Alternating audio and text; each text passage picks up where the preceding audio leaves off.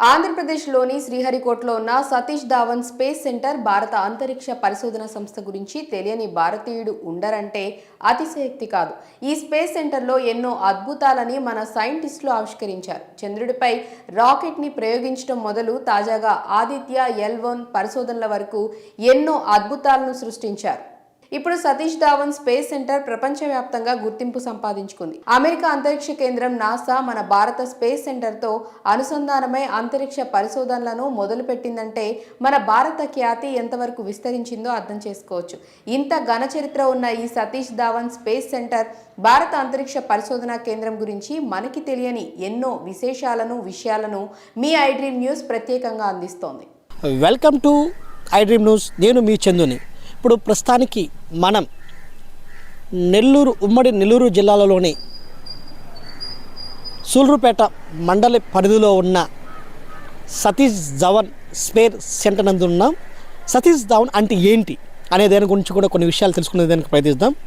అసలు సతీష్ ధావన్ ఏ విధంగా ఉంటుంది, అసలు ఈ సతీష్ ధావన్లో ఏం ప్రయోగాలు ఉంటుంది, ఇది సైన్స్కి ప్రాధాన్యతగా ఎందుకు ఇస్తారు, దాని విషయాలను తెలుసుకునే దానికి మనతో ఒక గొప్ప ఉపాధ్యాయుడు మరియు ఒక విజ్ఞానవంతుడు ఉస్మాన్ బాషా గారు ఉన్నారు. ఆయన ద్వారా కొన్ని విషయాలు తెలుసుకునే ప్రయత్నిద్దాం. Sir, welcome to iDream news. Sir hi sir. Hi చెప్పండి సార్. సార్, ఇప్పుడు ఈ యొక్క సతీష్ ధావన్ స్పేస్ సెంటర్ అంటే ఏంటి, దీంట్లో ఏమి ప్రయోగిస్తారో దాని గురించి మీరు తెలియజేస్తారా? సార్, భారత అంతరిక్ష ప్రయోగానికి దిక్సూచిలా ఉన్నటువంటి ఈ ఇస్రో కేంద్రం వెనక ఒక పెద్ద విజయ గాథ ఉంది. అనేక కష్టాల కొలిమిలో నుంచి, కన్నీళ్లలో నుంచి ప్రారంభమైనటువంటి చరిత్ర ఈ విజయగాథ అందరం తెలుసుకోవాలి.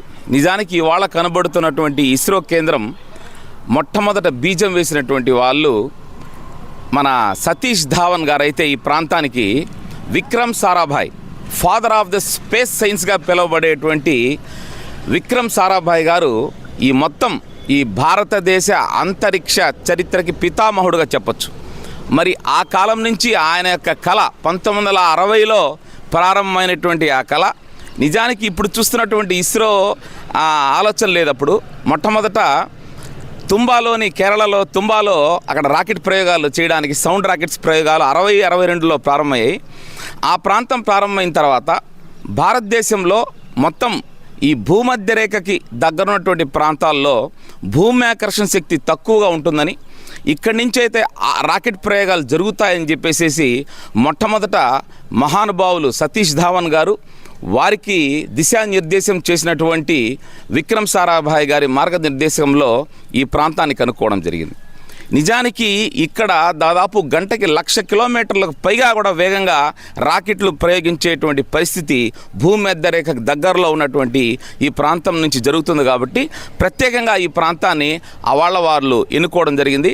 వారు యొక్క మార్గ నిర్దేశంలో ఇప్పటి వరకు అప్రతిహత విజయాలతో ఇస్రో ప్రపంచ దేశాలని తలదన్నే విధంగా తన ఘనత చాటుతూ వెళ్తుంది. సార్, అసలు ఇస్రో అంటే ఫుల్ మీనింగ్ అంటే ఏంటో చెప్పండి సార్. ఇస్రో అంటే ఇండియన్ స్పేస్ రీసెర్చ్ ఆర్గనైజేషన్. ఇది పూర్వం వచ్చేసేసి ఇక్కడ 70లో స్థాపించారు ఈ కేంద్రాన్ని. ఈ 70లో మొత్తం అడవులుగా ఉండేటువంటి ఈ ప్రాంతం అంతా కూడా తర్వాత గౌరవనీయులు సతీష్ ధావన్ గారు మరి ఈ ప్రాంతంలో చేసినటువంటి సేవలకు గాను 2005 తర్వాత దీనికి సతీష్ ధావన్ స్పేస్ సెంటర్గా దీన్ని మార్చడం జరిగింది. అప్పటి నుంచి కూడా దీన్ని SDSC SHAR Satish Dhawan space centre అని చెప్తాడు. సార్, దీన్ని ఇక్కడ ముఖ్యంగా ఈ రాకెట్ కేంద్రాన్ని నిర్మించడానికి ఈ ప్లేస్ని ఎందుకు తీసుకున్నారంటారు? దీనికి ఈ ప్లేస్కున్న ప్రత్యక్షణ ఏమిటి? అదే సార్, నేను ఇంతకుముందు మనం మాట్లాడినట్టుగా భూమధ్య రేఖకి దగ్గరగా ఉండడం అనేటువంటిది ఒక అద్భుతమైనటువంటి పాయింట్ చెప్పచ్చు మనము. ఫ్రెంచ్ గౌరూలో ఉన్నటువంటి ఒక రాకెట్ ప్రయోగ కేంద్రం కానివ్వండి, అమెరికాలో ఉన్నటువంటి రాకెట్ ప్రయోగం ఇవన్నీ కూడా ఒకే భూమధ్య రేఖకి దగ్గరగానే ఏర్పడినాయి. ఆ సిద్ధాంతంతో పాటు మరి వసతులు చాలా ముఖ్యమైనటువంటిది. ఇక్కడ చుట్టూ సముద్రం ఉండడం, ఆ సముద్రం పూర్తి రక్షణ, రాకెట్ ప్రయోగాలు ఏవైనా విఫలమైనప్పుడు కూడా పూర్తి స్థాయిలో సేఫ్టీ గ్రౌండ్స్ కింద సముద్రం ఉండడం అనేటువంటిది ఒక ప్లస్ పాయింట్గా చెప్పుకోవచ్చు. అదేవిధంగా రవాణా వ్యవస్థ, సూళ్ళూరుపేటకు అనుబంధంగా ఇక్కడ మనకు దగ్గరలో చెన్నై ఉండడం, ఎయిర్పోర్ట్లు అన్నీ ఉండడం కూడా అన్ని రకాలైనటువంటి వస్తువులతో పాటు సేఫ్టీకి సంబంధించినటువంటి వస్తువులు ఇవన్నీ ఉండడం అనేటువంటిది ప్రధానమైనటువంటి దానిగా తీసుకొని అడవిగా ఉన్నటువంటి ప్రాంతాన్ని దాదాపు ఒక 50,000 ఎకరాల పాటు ఇది ఉంది. పులికాట్ సరస్సులో అద్భుతమైనటువంటి ప్రాంతంగా దీన్ని గుర్తించే ప్రభుత్వం అవాళ జవహర్లాల్ నెహ్రూ గారి నాయకత్వంలో పూర్తి స్థాయిలో దీన్ని అభివృద్ధి చేసి ఇవాళ ప్రపంచ దేశాలకి ఒక మార్గదర్శనంగా ఇస్రో విరాజిల్లుతోంది సార్. సార్, ఈ యొక్క రాకెట్లని ఎంతో ఖర్చుతో కూడిపెట్టి ఈ రాకెట్ ప్రయోగాన్ని చేస్తున్నారు. ఈ రాకెట్ ప్రయోగాన్ని చేసేదానికి ఏ విధంగా లాంచ్ ప్యాడ్లు ఇక్కడ ఎన్ని ఉన్నాయి, ఏ విధంగా వాటి వల్ల ఉపయోగాలు ఏమిటో తెలియజేస్తారు సార్? తప్పకుండా సార్, ఇది ఒక అద్భుతమైనటువంటి ప్రశ్న. 1980లో ఇక్కడ 70లో ప్రయోగాలు స్టార్ట్ అయినాయి. 79-80 సంవత్సరం కీలకమైనటువంటి సంవత్సరంగా చెప్పొచ్చు. విదేశీయుల దేశాల యొక్క సహకారం లేనిదే మనం రాకెట్లు వేయలేని పరిస్థితి, ఎగరలేని పరిస్థితి. మరి 80లో గౌరవనీయులు భారతరత్న అబ్దుల్ కలాం గారి మార్గదర్శనంలో వారి మొదటి డైరెక్టర్గా ఇక్కడ 80లో ఫస్ట్ శాటిలైట్ మనము 79-80లో రావడం జరిగింది, రోహిణి శాటిలైట్. మరి అక్కడి నుంచి పూర్తి స్థాయిలో ఈ ప్రాంతంలో రాకెట్ టెక్నాలజీ అంతా కూడా డెవలప్ చేసుకుంటూ వచ్చాము. తర్వాత ఈ ప్రాంతం అంతా కూడా అక్కడి నుంచి PSLV తోటి అనేకమైనటువంటి విజయాలతోటి మరి ఈ విజయ పరంపర కొనసాగింది సార్. సార్, ఇప్పుడు ఈ యొక్క లాంచ్ ప్యాడ్లని మనం నింగిలోకి పంపించడం జరుగుతుంది. ఈ నింగిలోకి పంపించడం వల్ల ఎట్లాంటి ఉపయోగాలు, సో ఈ లాంచ్ ప్యాడ్ యొక్క ఉపయోగాలు ఏంటి అసలు, ఈ రాకెట్ని ఏ విధంగా తయారు చేస్తారు, ఏ విధంగా తయారు చేసినప్పుడు నింగిలోకి ఎలా పంపిస్తారు, దీనివల్ల ప్రజలకి ఎట్లాంటి ఉపయోగాలు ఉంటాయంటారు? సార్, ఈ రాకెట్ ప్రయోగాలు అనేటువంటివి మానవాళికి, మానవ జీవితానికి, సామాజిక జీవితానికి పరస్పరమైనటువంటి అన్యోన్య సంబంధంగా ఇవాళ మారింది.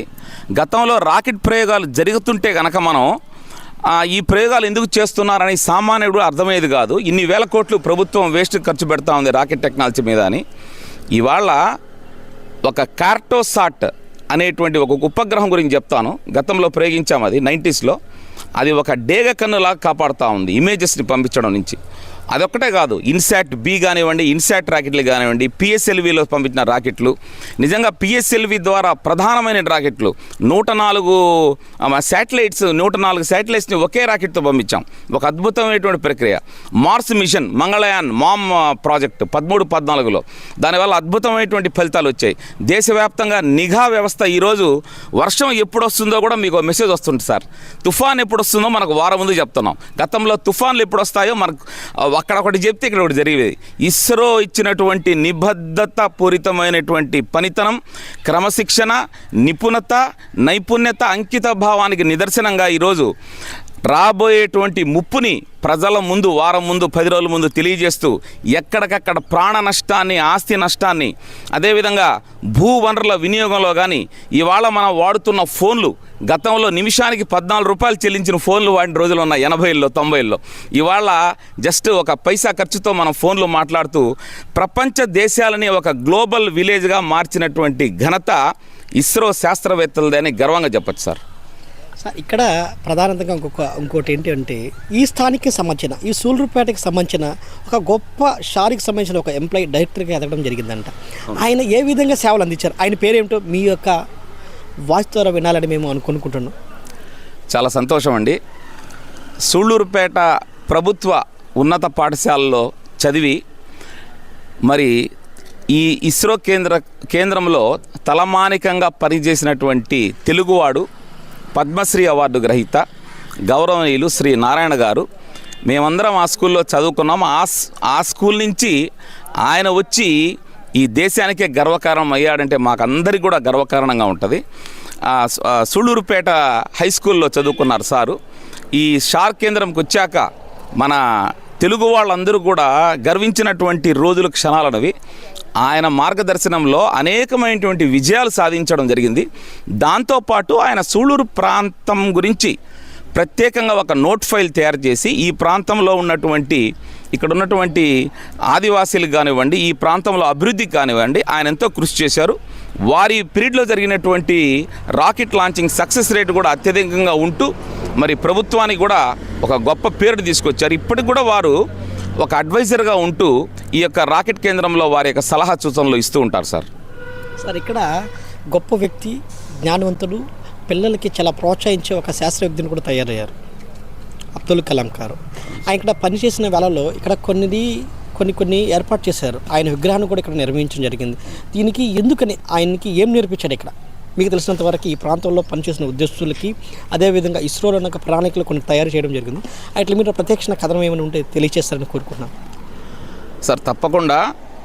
సూళ్ళూరుపేటలో మార్కెట్కి వెళ్ళినప్పుడు ఆయన సామాన్యమైనటువంటి వ్యక్తిలాగా కూరగాయలు కూడా తెచ్చుకున్నాడు అనేటువంటిది చెప్తూ ఉంటారు.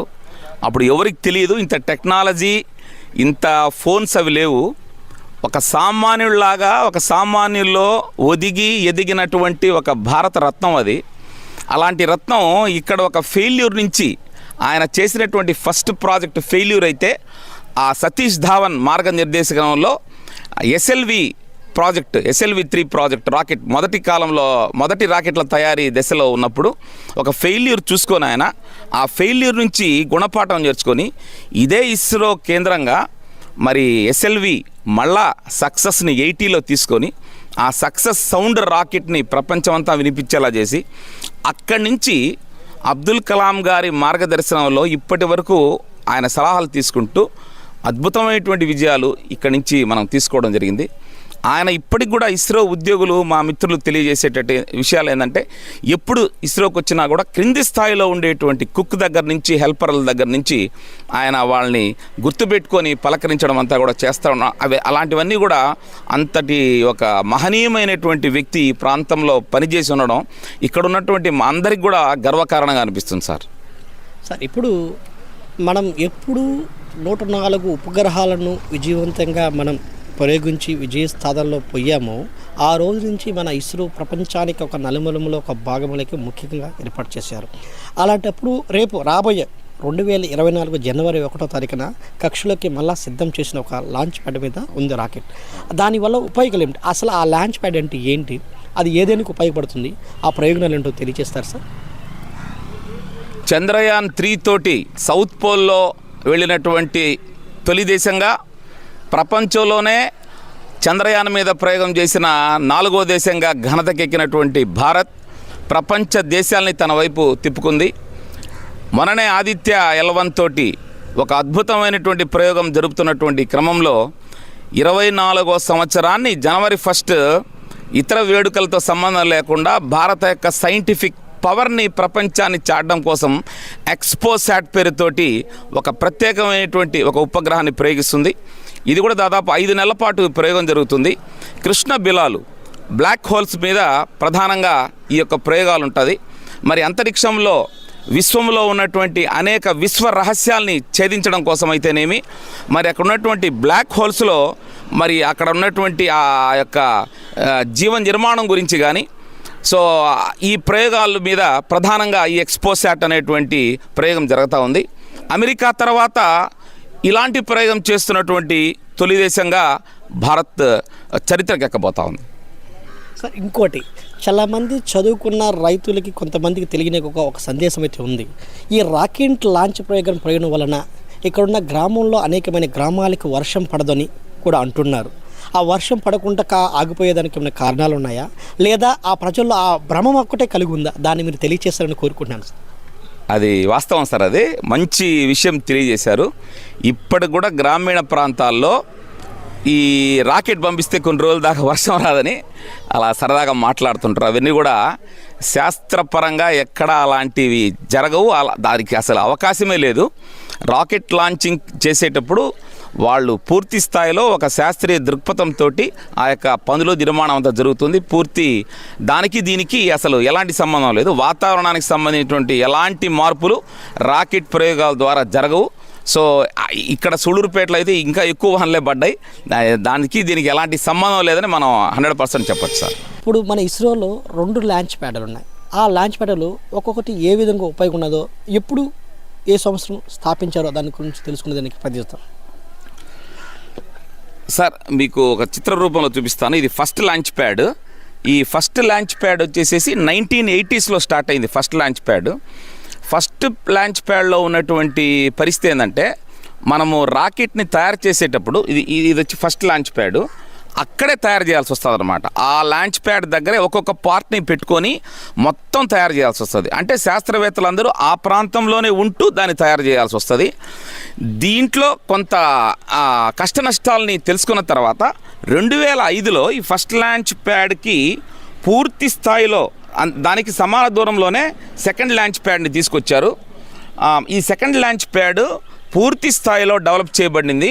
ఇందులో అద్భుతమైనటువంటి ఏ పార్ట్ అయినా కూడా ఇక్కడ వచ్చి అసెంబ్లీ అయ్యి మొత్తం డైరెక్ట్ ఇక్కడ తీసుకొచ్చి అసెంబ్లీ చేస్తారు. అంటే వివిధ ప్రాంతాల్లో తయారైనటువంటి ఒక్కొక్క పార్ట్ని తీసుకొచ్చి ఇక్కడ రెడీ చేసి ఇక్కడ తీసుకొస్తారు. ఇక్కడ ఎక్కడ పార్ట్ నుంచి తీసుకొచ్చినా కూడా ఇక్కడ అసెంబ్లీ అవుద్ది. ఇది 2005లో వచ్చింది. పూర్తి స్థాయిలో అధునాతకమైనటువంటి టెక్నాలజీ, అధునాతకమైనటువంటి మిషనరీ దీంట్లో వాడడం జరిగింది. ఈ కాంప్లెక్స్ అంతా కూడా మన మోడీ గారు, గౌరవ ప్రధానమంత్రి గారు ఓపెన్ చేశారు. ఇది వచ్చాక మనం జిఎస్ఎల్వి, పిఎస్ఎల్వి ప్రయోగాలన్నీ కూడా దీంట్లో చేస్తూ ఉన్నాం. ఇప్పుడు ఇంతకుముందు పిఎస్ఎల్వి అక్కడ మనం ప్రయోగించడం జరుగుతూ ఉండేది. ఆ డిఫికల్టీస్ కానీ ఇప్పుడు లేవు. ఇక్కడి నుంచి ఫాస్ట్గా పెద్ద పెద్ద రాకెట్లన్నీ కూడా ఇక్కడి నుంచి మనం ప్రయోగాలు చేస్తూ ఉన్నాం సార్. మరో ఒక చిన్న సందేశం. గతంలో కొన్ని సంవత్సరాల క్రితము లాంచింగ్ ప్యాడ్ నుంచి నింగిలోకి ఏ విధంగా వెళ్తుందో ఇస్రో, ఇప్పుడు ఎలా వెళ్తున్నారో దాని యొక్క మధ్య ఎలా డిఫరెన్స్ ఉంటుందో దాని యొక్క మధ్య డిఫరెన్స్ని మీరు తెలియజేసాను కోరుకున్నాను. అంటే గతంలో ఎలాంటి రాకెట్ ప్రయోగించారో, అప్పట్లో రాకెట్ యొక్క ప్రయోగం ఎలా ఉంది, ఇప్పట్లో రాకెట్ యొక్క ప్రయోగం ఎలా ఉందో దాన్ని 2 నిమిషాలు వివరించాలనుకుంటున్నాను. అద్భుతమైనటువంటి ప్రశ్న.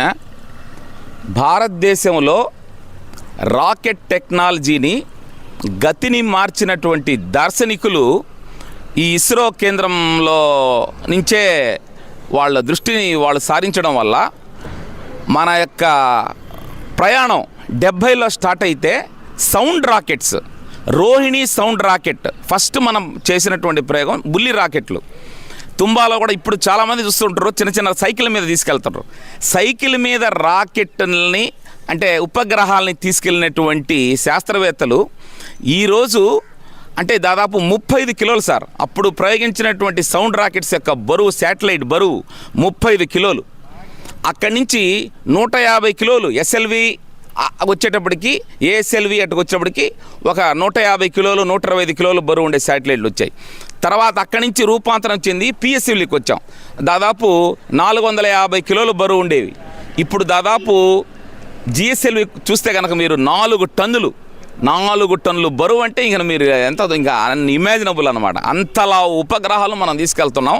పూర్తిగా దాంట్లో వాడేటువంటి టెక్నాలజీ కూడా స్వీయ టెక్నాలజీ. ఇంతకుముందు మనం రష్యా సహకారంతోనే చేస్తాం. ఇప్పుడు పూర్తి స్థాయిలో మనం ఘన ద్రవ ఇంజనాలకు మధ్య క్రయోజనిక్ ఇంధనం సామర్థ్యం వచ్చాక ఈరోజు 4 టన్నులు బరువు ఉండేవి జిఎస్ఎల్వి బాహుబలి రాకెట్లను మనం తీసుకెళ్తున్నాం. ఇప్పుడు ఈ పిఎస్ఎల్విని మనం లోకల్ బాయ్ అని కూడా పిలుస్తున్నారు. ఎందుకంటే దీని కెపాసిటీ ఇప్పటి వరకు ఫస్ట్ ప్రయోగం ఇది ఫెయిల్ అయినా కూడా ఆ 90sలో స్టార్ట్ అయింది. ఇది తర్వాత ప్రతిదీ 95% సక్సెస్ రేట్. ఇస్రో అమ్ముల పొదిలో బ్రహ్మాస్త్రం ఏమైనా ఉందా అంటే దాని పేరే పిఎస్ఎల్వి. దీన్ని మేము అంతా కూడా లోకల్ బాయ్ అంటాం. దీంట్లో ఫెయిల్యూరే లేదు. 95% విజయాలు సాధించి పెట్టింది దాదాపు. అంటే 100 రాకెట్లు ప్రయోగిస్తే 95 రాకెట్లు మనకు విజయవంతమైనాయి. ఇప్పుడు మనం పంపించేటువంటి బాహుబలి రాకెట్లు మార్క్ 3 ఇవన్నీ కూడా వస్తున్నాయి. భవిష్యత్తు చూస్తే కనుక 2024లో ప్రయోగించే ప్రయోగాలు ఈ ప్రపంచానికే విశ్వ గురువుగా మార్చేటువంటి ప్రయోగాలకు చెప్పుకోవచ్చు. ఎందుకంటే గగనయాన్ క్రూ మోడల్లో తయారవుతుంది. గగనయాన్ మనిషిని తీసుకెళ్లేటువంటి ఒక ప్రత్యేకమైనటువంటి, ఇప్పుడు కూడా మనకు ఇస్రో లోపలికి వెళ్తే దానికి ప్రత్యేకమైనటువంటి ఒక ట్రైనింగ్ సెంటర్ అంతా కూడా ఏర్పాటు చేశారు. గగనయాన్ దాదాపు 3 వెళ్ళి మానవ సహితమైనటువంటి వాహక నౌక ద్వారా వెళ్ళేటువంటి ప్రయోగం గగనయాన్ ఒకటి రెడీ అవుతుంది. అదేవిధంగా శుక్రయాన్ 1 ఒకటి రెడీ అవుతుంది. మంగళయాన్ 1కి కొనసాగింపుగా మంగళయాన్ 2 రెడీ అవుతుంది. ఇలా ఒక ఎడతెరిపి లేనటువంటి హుషారుతోటి షారు వినూత్నమైనటువంటి ప్రయోగాలు నిబద్ధతతో చేస్తూ మరి అద్భుతమైనటువంటి విజయాలతో దూసుకుపోతా ఉంది సార్. ఇప్పుడు మనం అలానే మన ఉస్మాన్ బాషా గారి సార్ దగ్గర కొన్ని విశేషాలను తెలుసుకునేందుకు ప్రయత్నించాం. ఆయన క్లుప్తంగా వివరించారు. మరొక వెబ్సైట్లో మనం కొత్త క్వశ్చన్ తీసుకుంటాం. అలానే నెల్లూరు రిపోర్టర్ చందు, కెమెరామెన్ మురళితో.